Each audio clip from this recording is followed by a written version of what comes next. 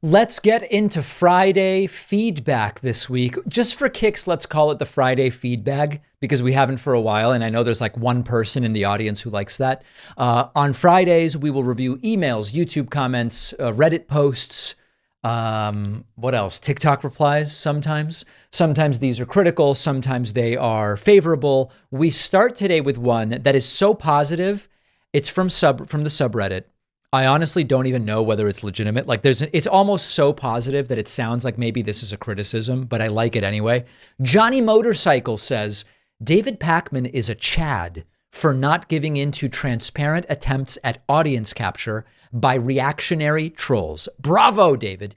You tower above most of your peers. In the months and years that follow this election cycle, when people analyze the propaganda and influence campaigns that wrought havoc on left media, you'll be able to hold your head high, knowing you weren't taken in. You personally watched over your subreddit, keeping it from falling into neglect, graft, or outright bigotry. Many of your fellow left content creators cannot say the same. You allow a big tent of discussion, even allowing trolls that follow the rules to participate in their daily assault on Biden, Democrats, Jews, and you personally. Rather than mass banning, you allow your community the chance to debate, often heatedly, the topic of the day. Your commitment to free speech is unrivaled. Keep doing what you do. Your subscription count alone is evidence that pushing back against audience capture is a virtue and that personal integrity is a draw. I stand with you in this fight for the soul of our country. Express yourself in the comments. Love or hate, mirth or madness. All are welcome here. What do you feel about Deepak? And the comments are riddled with vile and horrible attacks on me. So here's my approach with this. Number one, I only look at the subreddit twice a week. In fact, I only look at social media twice a week now. I used to check these platforms every day. I realized they weren't making the show any better. They were probably making it worse. They were making me react to the day-to-day of some sliver of the audience who chooses to post. So first of all, I only even look at these platforms twice a week. I look at everything in reverse chronological order. So I couldn't tell you, when 5 posts go up on the subreddit with anti-Semitic undertones for my views either on the Israeli-Palestinian conflict or circumcision, right? When there are 5 of those, and then there are 2 positive ones and 3 about Biden. 1 is positive and 2 are negative or whatever. I don't know what's hot and what's being upvoted or downloaded.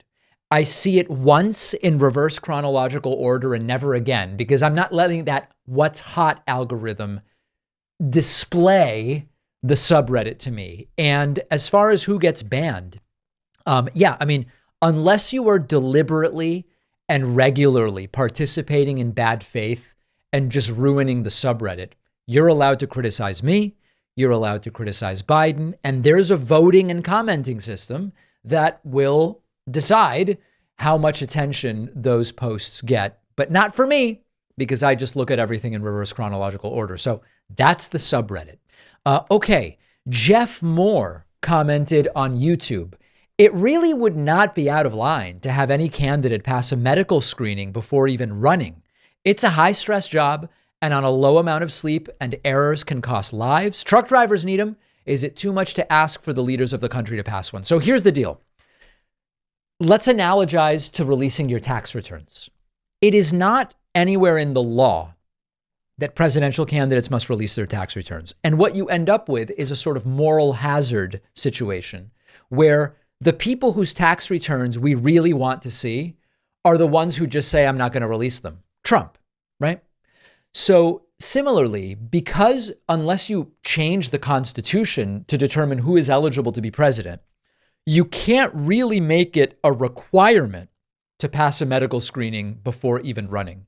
So what we would end up in the best case is a situation where most candidates agree this is important.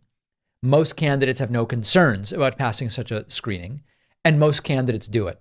And someone like Trump, who probably would have a concern about such a screening, assuming it's not his personal doctor doing the screening, would just say, I'm not going to do that. It's not part of the law, and you're not entitled to it. So I think it's a very interesting idea, Jeff, and especially when we have two roughly 80-year-old candidates running, there's all sorts of different reasons why we should say, hey, we should have more information rather than less about candidates. But making it an actual requirement, even for those that don't want to do it, would be quite difficult.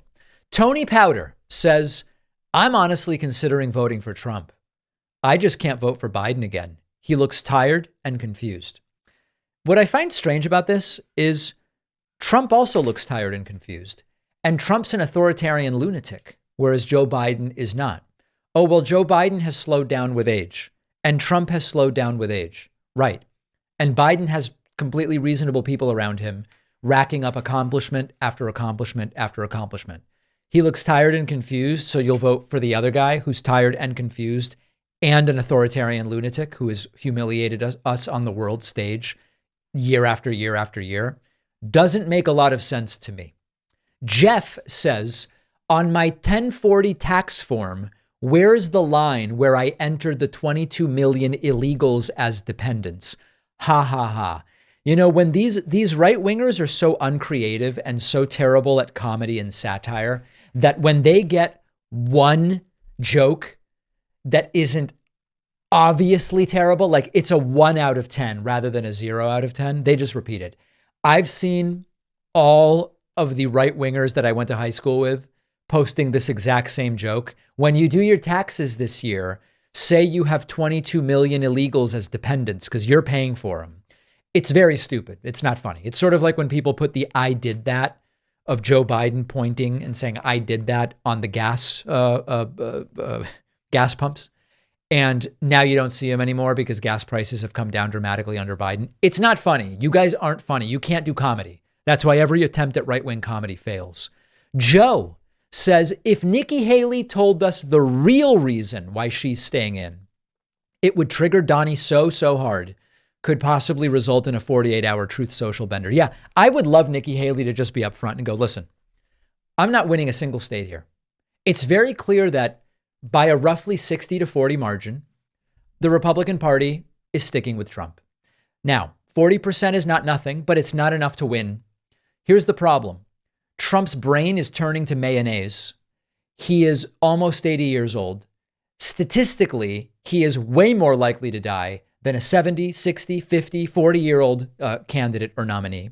And he's got 4 criminal trials against him and maybe rotting in prison by the time of this election. So I'm staying in for that reason. And it would wildly trigger Donald Trump. I don't know that it would be good campaigning necessarily for Nikki. She seems to need to keep up this kind of farce. But I would love to see Trump's reaction if she did say that.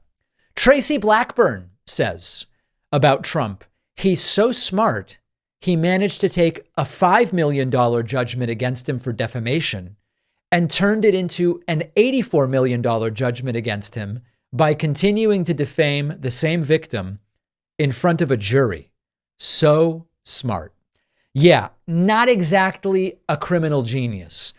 Allegedly a criminal, that's for sure. We'll have to see if he's convicted, but not exactly a criminal genius. And one who sleeps not posted to the subreddit, why is Trump keeping Alina Habba around? Writing, Alina Habba, this is Trump's sort of legal spokesperson now. She was his lawyer and then failed. Alina Habba is nearly universally regarded as a massive failure after her defense of Trump in his defamation damages trial resulted in an $83 million judgment against him. Trump advertised that other attorneys for an appeal would be needed, so presumably she's been fired. Presumably, but not really, because she's still working as Trump's legal spokeswoman, making appearances on Fox News. Unlike the many others Trump has vindictively fired or claimed to have fired for having failed him, this person has actually failed him quite badly. Why hasn't Trump jettisoned Habba like the hottest of potatoes? Notably, she has said, I don't think I'd be on TV or sitting here if I didn't look the way I look. I think I caught attention. It obviously doesn't make sense to keep Habba around just based on her legal acumen. Is Trump this swayed by good looks? Is there more to their relationship than meets the eye?